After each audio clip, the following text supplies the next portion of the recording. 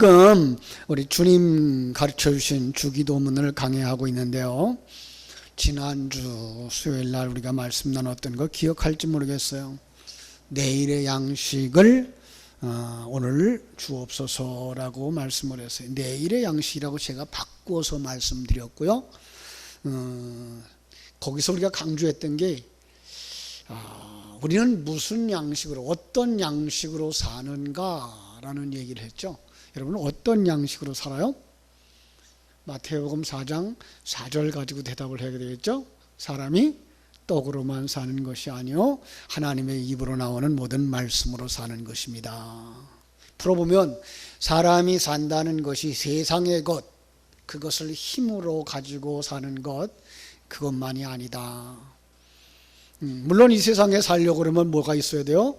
돈도 있어야 되고 지위도 있어야 되고 명예도 있어야 되지만은 그런 것들은 뭐 하면 된다? 그건 성실하게 노력하면 된다. 그건 기도하지 않아도 하나님이 일반 은총 속에서 허락하신 것이기 때문에 봄철에 씨 뿌리고 여름철 가꾸면 가을에 거두어들이게 되는 것이고, 아침에 일터에 나가서 부지런히 일하면 일당 받는 건 이건 기도 안 해도 이루어지는 일들이기 때문에 그렇죠. 그러나 우리는 하나님의 백성들로서, 그죠? 거듭난 자들로서 그것을 구하는 자들이 아니라 하나님의 입으로 나오는 모든 말씀, 이 말씀 속에도 담겨진 진리가 있다 그랬어요. 그것은 바로 구약 성경에 담아준 진리고 신약 성경에 담아준 진리가 같은 것이고 오늘 우리가 받는 진리가 같은 것인데, 그게 하나님에 대한 지식이고 예수 그리스도에 대한 생명이고 그것이 우리 속에 들어와 생명되어지는 것, 그게 뭐예요? 양식이라고 이렇게 말씀을 했습니다. 이걸 갖다가 다른 말로 말하면 예수님의 입으로 나오는 모든 말씀을 뭐라 그런다고요? 물이라고 말하고 때로는 이제 침이라고도 말하고요. 근데 그 물, 예수님의 입으로 나오는 물, 그걸 갖다 또 뭐라 그래요? 그러니까 피라고 하는 말로 이렇게 바꿔 쓰기도 하는 거죠. 이게 다 뭐예요? 그릇이에요. 그 안에 담아준 진리는 바로 주님이 우리에게 보여주신 구원의 길, 그죠? 그 계획을 가지신 하나님에 대해 아는 거. 지금도 우리와 함께 십자가를 지고 십자가의 길을 가고 계신 주님을 보는 거 뿐만 아니라 우리는 그 속에서 하나님의 생명으로 다시 태어나서 이제 자라나고 있는 거, 이게 완성되어지면 우리는 천국에 간다고 하는 이거가 뭐예요? 그 안에 담아준 진리란 말이에요. 이것을 가진 자들은 참 하나님 앞에 기도할 때 뭐예요? 하나님이 응답하신다. 자, 그런데 이걸 가지고 내일의 양식으로 표현한 건 왜 그렇다고요? 내일의 양식이, 내일이라는 말을 우리는 안식일 전날 양식을 주었던 걸 생각하면서 내일 안식일의 양식이죠. 그 안식일은 뭘 상징하는 거예요? 천국. 천국의 양식을 오늘 주옵소서요. 그 진리를 지금 주옵소서요. 왜요? 소풍 가는 거 얘기했죠? 소풍 간다 그러면 소풍 갈 그 음료수만 봐도 기분이 좋아. 그러니까 우리는 천국의 그 양식만 봐도 여기서 뭘 누려요? 평강을 누려요. 기쁨을 누려요. 바로 그게 뭐예요? 내일의 양식을 받은 성도들이다. 바로 매일매일의 삶 속에서 우리는 천국을 누리는 사람들, 그 기쁨과 평안함을 누리는 사람들, 이게 뭐예요? 내일의 양식을 오늘 받은 사람들이다. 이렇게 말씀을 나눴습니다. 자, 오늘은요, 그 다음 구절이죠. 뭐죠? 우리가 우리에게 죄 지은 자를 사하여 준 것 같이 우리 죄를 사하여 주옵소서. 그래서 말씀의 제목을 우리의 죄를 사하여 주옵소서라고 간단하게 적었어요. 다시 한번 정리하죠. 먼저 기도가 뭐라고요?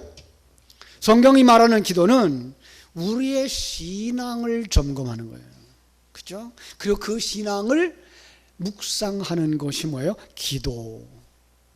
그래서 일반 종교가 가지고 있는 기도의 개념이 아니에요.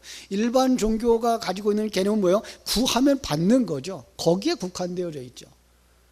그 구하여서, 그죠? 알라딘의 램프를 비벼면 알라딘이 출발하죠. 그죠? 지니가 나오죠?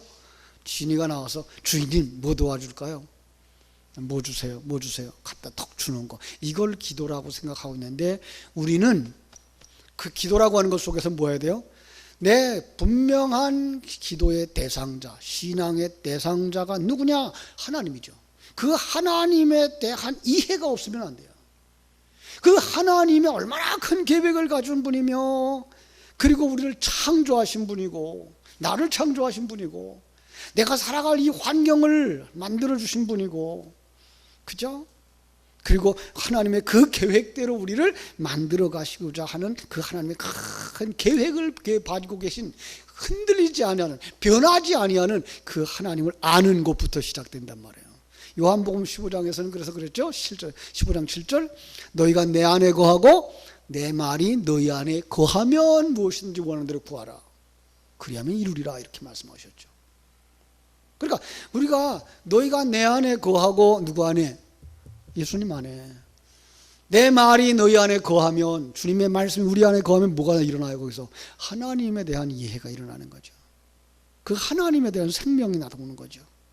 그 하나님의 계획을 아는 거죠. 그 하나님의 일하심을 아는 거죠.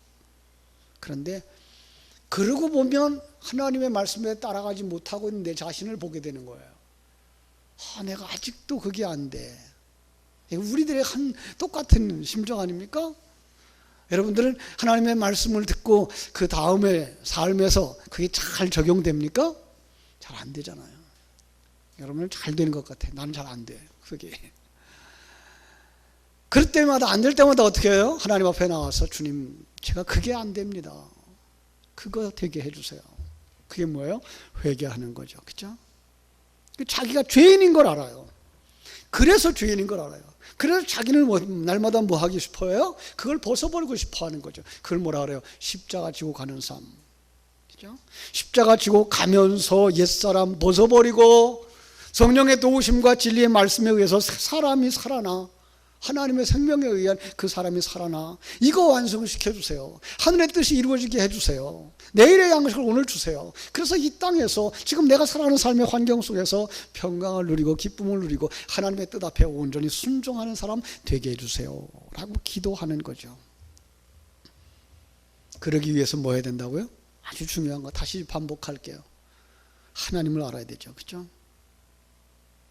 하나님을 모르고서는요, 기도할 수가 없어요. 또 우리 위하여 십자가 지신 주님, 2000년 전에 그냥 십자가 죽으시고 한번 죽은 걸로 끝난 것이 아니라 온 인류 역사 속의 모든 사람들과 함께 십자가에서 죽으시는 그 예수 그리스도를 아는 거죠. 그분의 사역은 2000년 전에 끝난 게 아니에요. 지금 우리와 함께하고 있는 사역이라고요. 오늘 말씀도 그걸 이해해야만 이 말씀이 이해되어지는 단어거든요.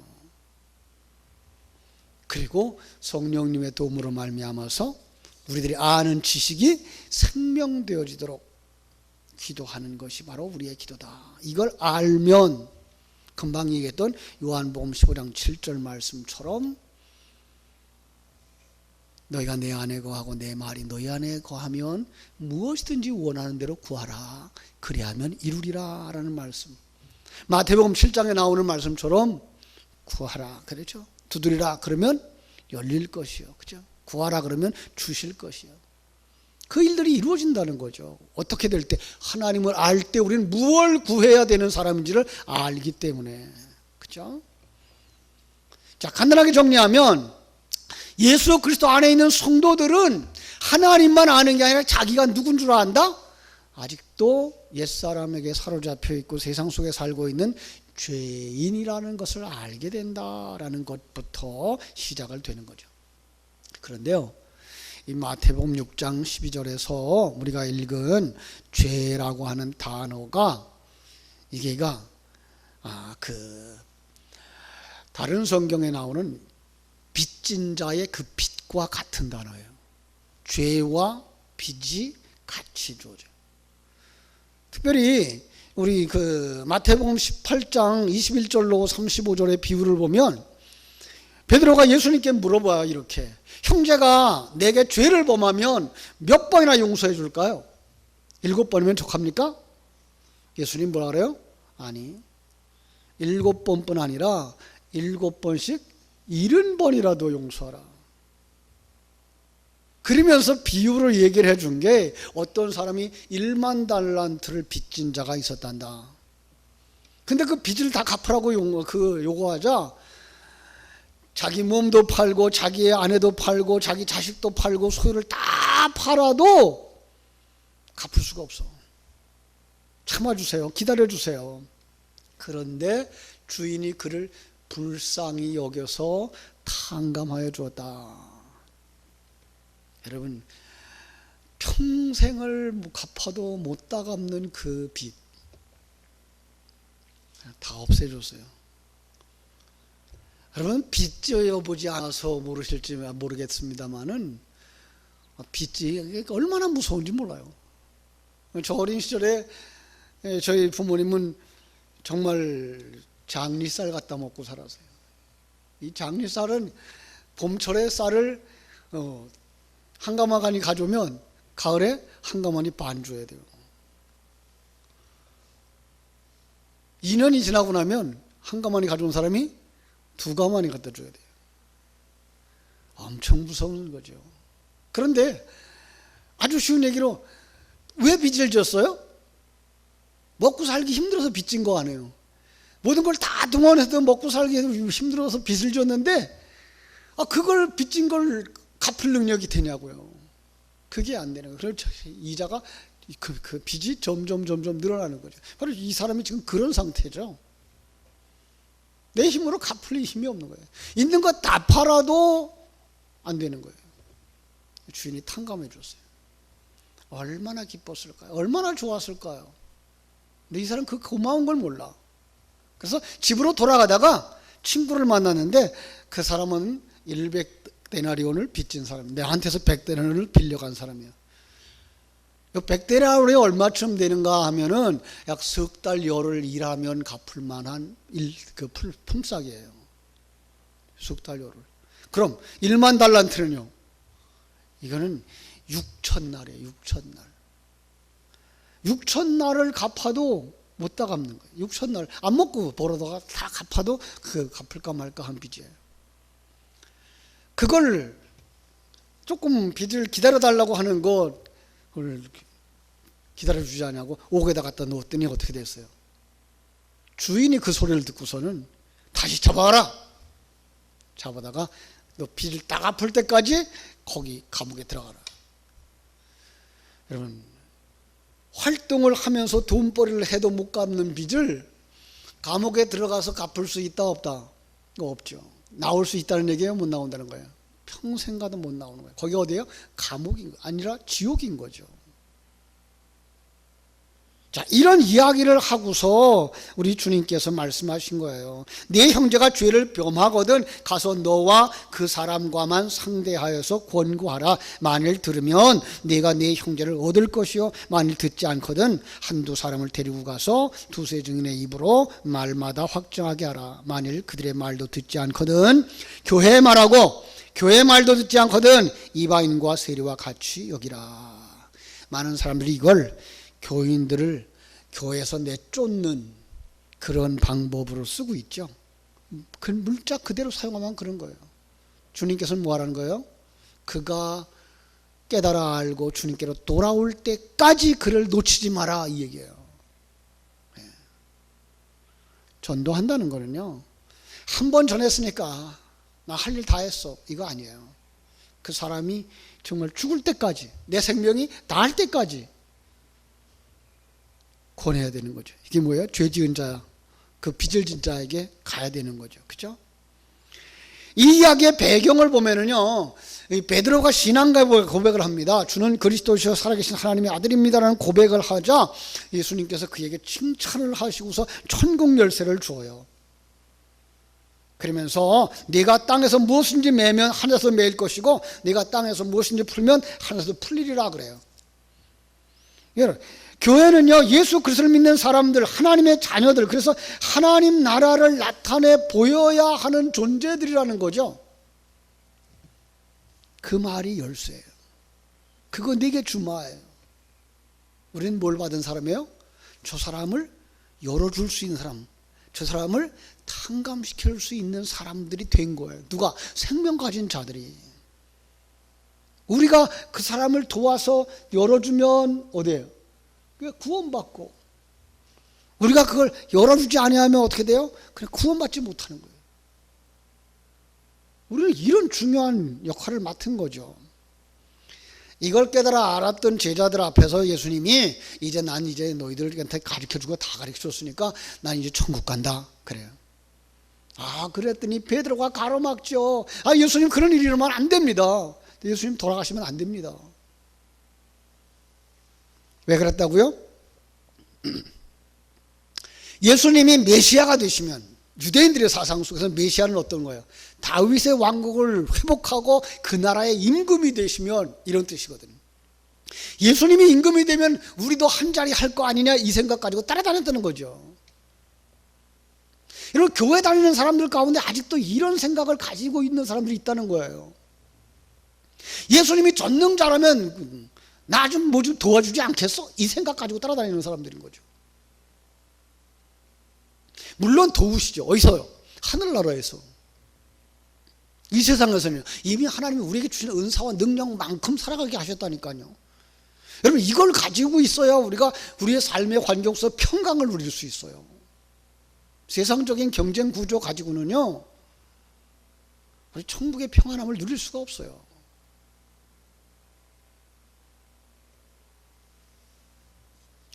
여러분들이 정말 바른 신앙, 순전한 신앙으로 가시려면 먼저 하나님이 내게 주신 이 환경과 이 조건들을 기쁨으로 받아들이고, 그리고 천국을 소망하면서 살아가는 자들이 되어야 할 줄로 믿습니다. 그러지 않으면 뭐라 그런다고요? 사단이라는 소리 듣는다고요. 사단아, 내 뒤로 돌아가라. 그죠? 너는 하나님의 일은 생각지 아니하고 사람의 일을 생각하는 자로다. 그러면서 말씀하셔요. 누구들이 나를 따라오려거든 자기 부인하고 자기 십자가 지고 나를 따를 것이니라. 그리고 그들이 그걸 깨달아 알지 못하고 기운이 쭉 빠지자 예수님이 그들을 데리고서 변화산에 올라가요. 그죠? 3명 데리고 변화산에 올라가서 그 모습을 보여주고, 그리고 이제 믿음이 뭔지 그들에게 가르쳐 주셔요. 그랬더니 여러분, 그런데도 불구하고 이 제자들은요, 예수님 아직 십자가 지러 가기는 그 길목에서 누가 크냐, 난 그 예수님의 오른쪽에 앉을 거야, 나는 수제자니까, 나는 금괴를 맡은 자니까, 나는 예수님 사랑받는 자니까 싸우고 있는 거예요. 아직 뭐해서 그래요? 하늘나라를 보지 못해서 그래요. 하나님의 뜻을 알지 못해서 그래요. 그러나 오늘 교회 안에서도 이렇게 분쟁들이 일어나는 이유 중에 하나는요, 하나님을 보지 못해서 그래요. 하나님의 계획, 하나님의 일하심을 알지 못해서 그래요. 그럴 때 예수님이 어린아이 하나를 데려오죠. 그죠? 그리고 뭐라 그래요? 내가 진실로 너에게 이르노니 너희가 돌이켜 이 어린아이와 같이 되지 아니하고는 결단코 천국에 들어가지 못한다. 이 어린아기는요, 이 파이디온이라는 단어를 쓰는데 갓난아이예요. 갓난아이. 여러분, 갓난아이처럼 되라는 말은 어린아이처럼 순진해라고 그래요. 어린애기 순진하지 않아요, 사실. 여러분들이 애기 키워봐서 알겠습니다만은 작은 놈이 성깔 있다고. 어린아이와 같이 되라는 말은 뭐예요? 얘는 지금 누구라도 붙잡고 있어야만, 의지해야만 사는 존재인 거죠. 너 그 자리에 내려가서 정말로 예수님, 그들 가운데 가장 작은 자로 오신 예수님이라도 붙잡지 않으면 난 못 살아. 이 믿음까지 가라는 거예요. 무슨 자리예요? 우리가 가장 작은 자 중에 작은 자라는 것을 깨달아 알라는 거죠. 바울이 말한 것처럼 죄인 중에 괴수로구나 하는 걸 알라는 거죠. 그렇죠? 그러면서 뭐라고 말씀하시는가 하면요, 누구든지 내 이름으로 이런 어린아이 하나를 영접하면 곧 나를 영접함이니, 이렇게 말씀하셔요. 그러면서 이런 사람을 실족해 하면 당신은 하나님의 백성이 아니야. 연자맷돌 목에 달고 깊은 바다에 빠지는 거야. 그럴 바에 뭐 하라고요? 오른손이 범죄하거든 찍어버리라.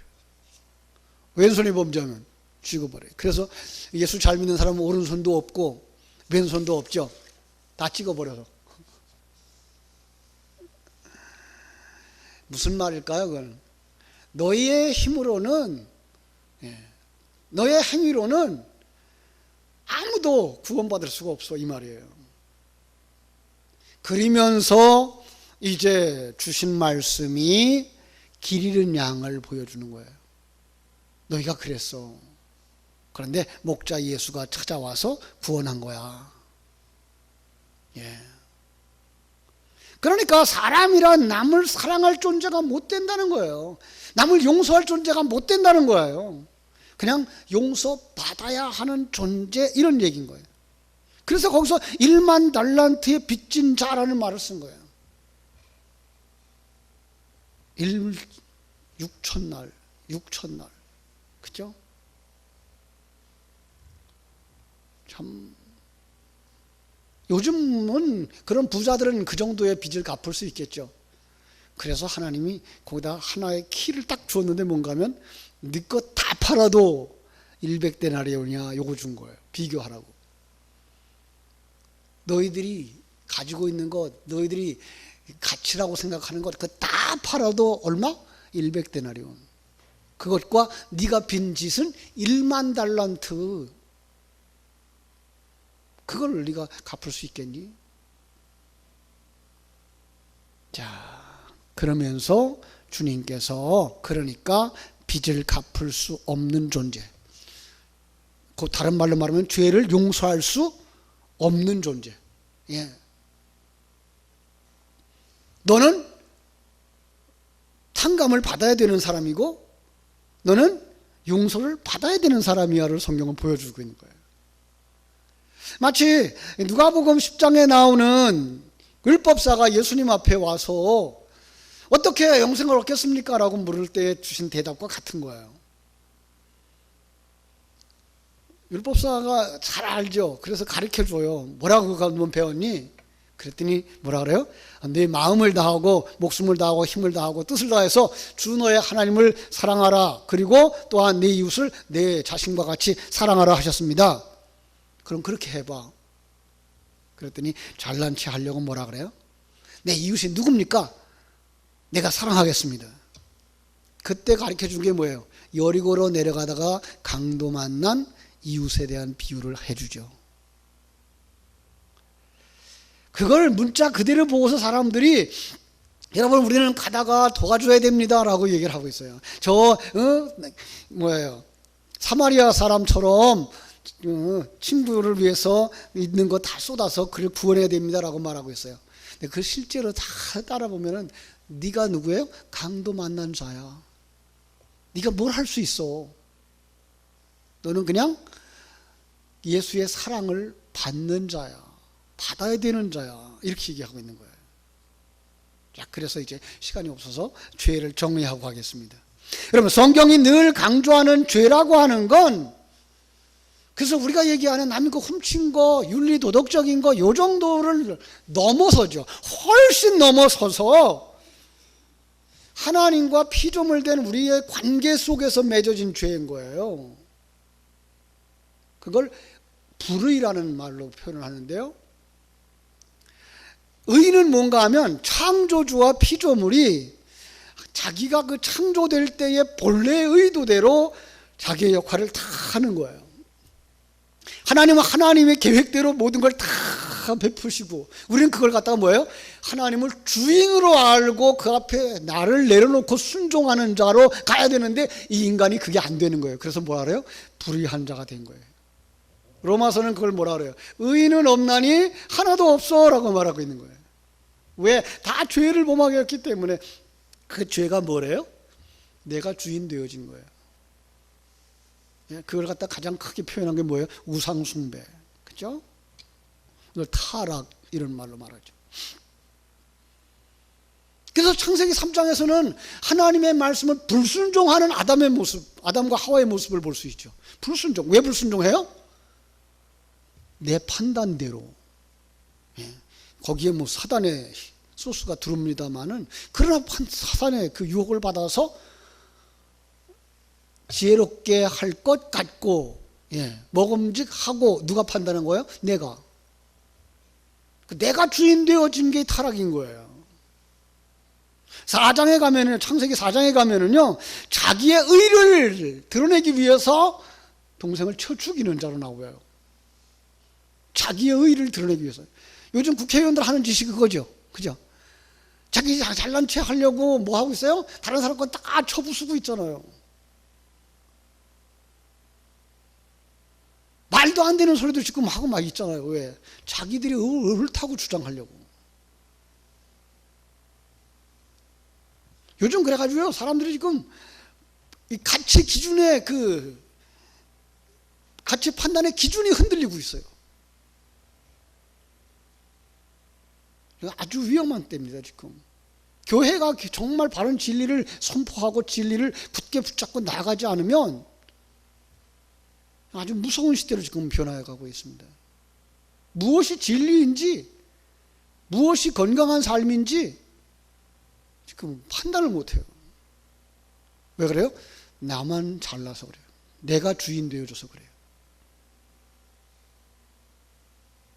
자, 그걸 뭐라 그래요? 타락이라 그래요. 그걸 죄라고 말하는 거죠.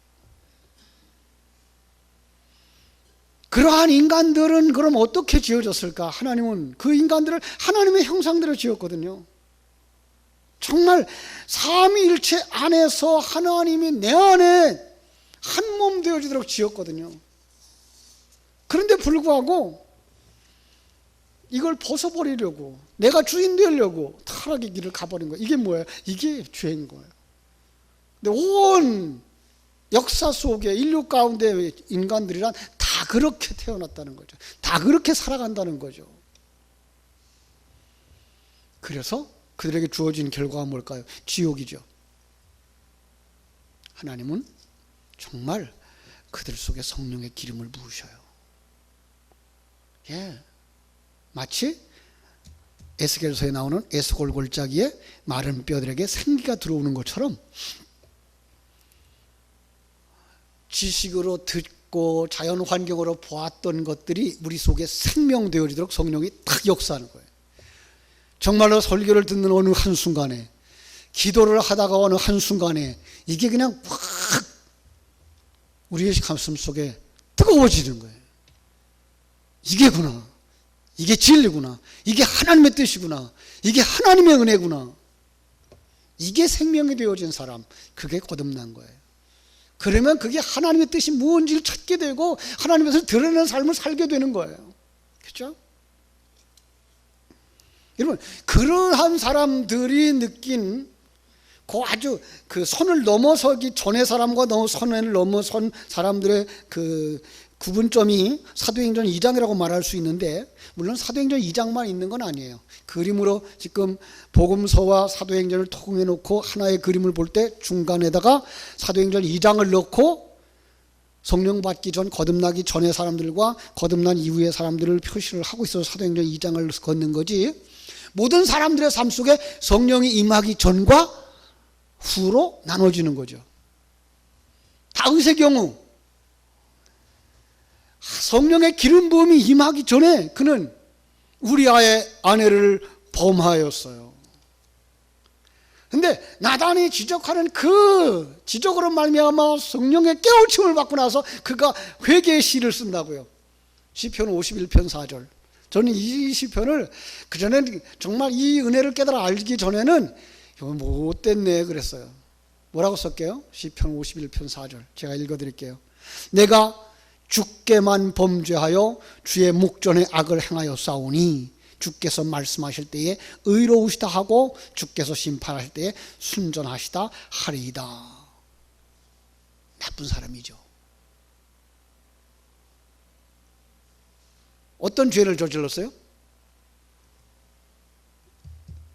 우리아를 전쟁터에 내보내서 죽게 만들었어요. 우리아의 아내를 범하였어요. 그래놓고는 뭐라고 말해요? 하나님께만 범죄하여 이러고 나온단 말이에요.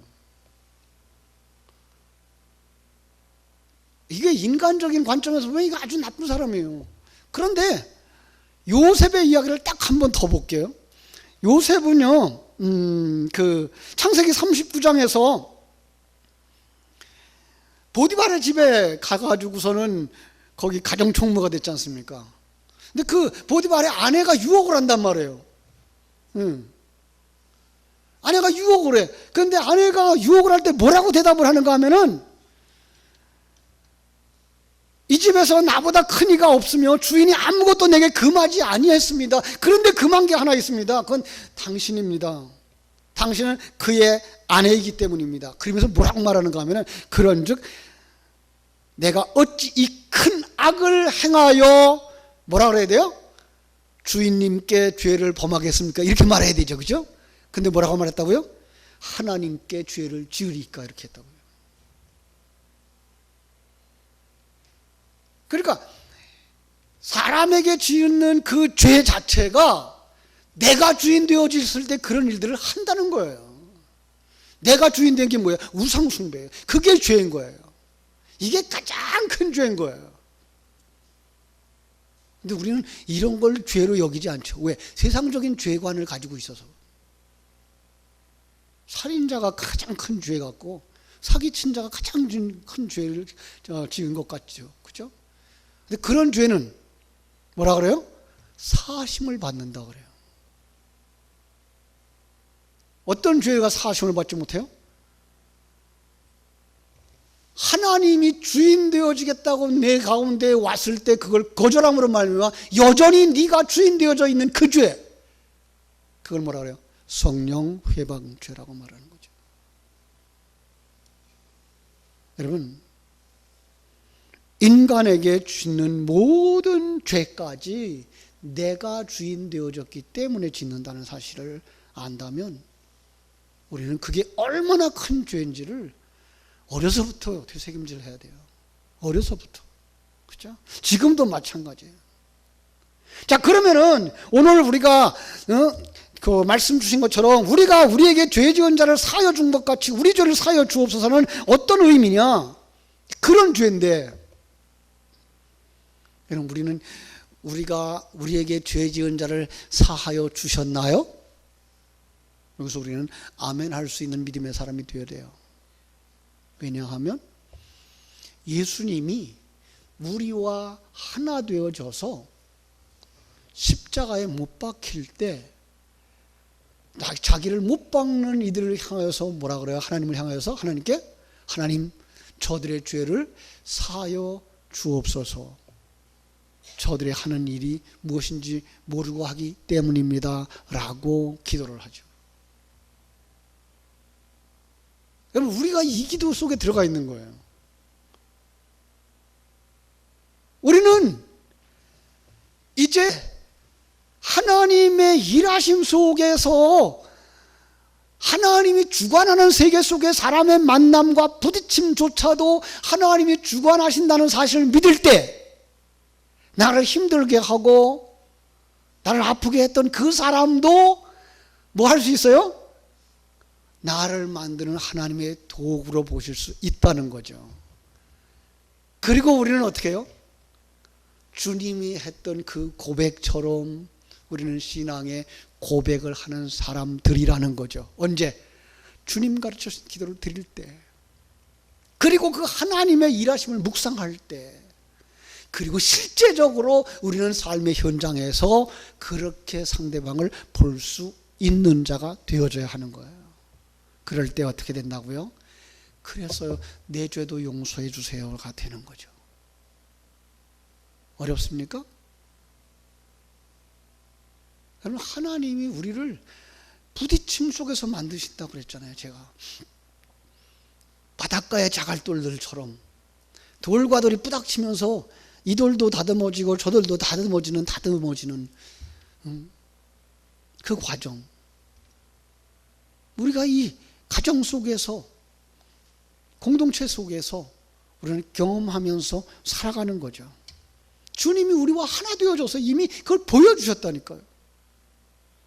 그래서 주님이 이 땅에 오셔서 세례 받으실 때 우리와 하나 되어졌고, 그리고 십자가에 못 박힐 때 우리도 함께 못 박히는 것이라 그랬잖아요.